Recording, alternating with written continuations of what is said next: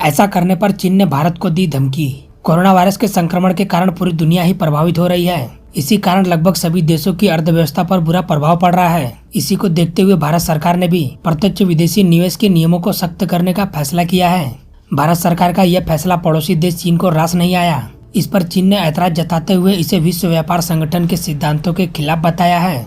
चीन ने कहा, भारत मेडिकल सप्लाई के लिए चीन पर बहुत निर्भर है और भारतीय कंपनियों के कथित अवसरवादी अधिग्रहण को रोकने का प्रयास कोरोना वायरस के कारण उत्पन्न हुई संकट की इस घड़ी में सप्लाई पाने में उसके लिए ही मुश्किल पैदा करेगी।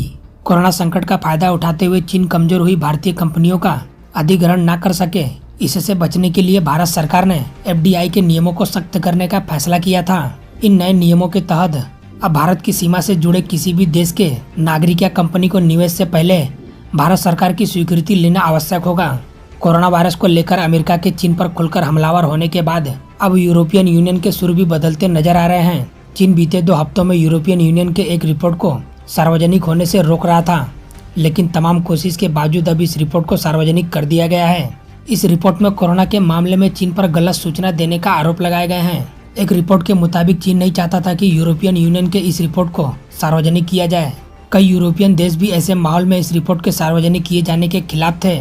हालांकि यूरोपियन यूनियन की रिपोर्ट में इस तरह के आरोप के बाद फिलहाल चीन की ओर से कोई प्रतिक्रिया नहीं आई है। EU की एक प्रवक्ता ने कहा कि इस रिपोर्ट पर कोई टिप्पणी नहीं की जा सकती। ये हमारे पर्सनल और दूसरे देशों के बीच का मामला है, इसमें कोई तीसरा पक्ष शामिल नहीं है।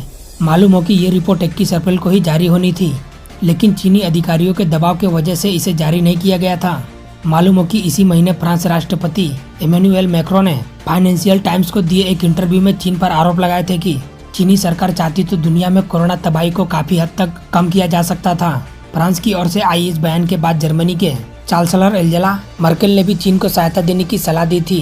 हालांकि एक्सपर्ट का मानना है कि यूरोपियन देशों की सरकार अमेरिका की तरह फिलहाल चीन से पंगा लेने के लिए तैयार नहीं है। ज्यादातर देश मेडिकल उपकरणों, टेस्ट किट, PPI और दूसरे जरूरी सामानों के लिए चीन पर निर्भर है। इसके साथ ही चीन को शामिल किए बिना कोरोना की पूरी जानकारी हासिल करना नामुमकिन है और यह वैक्सीन बनाने में अड़चनें पैदा कर सकता है।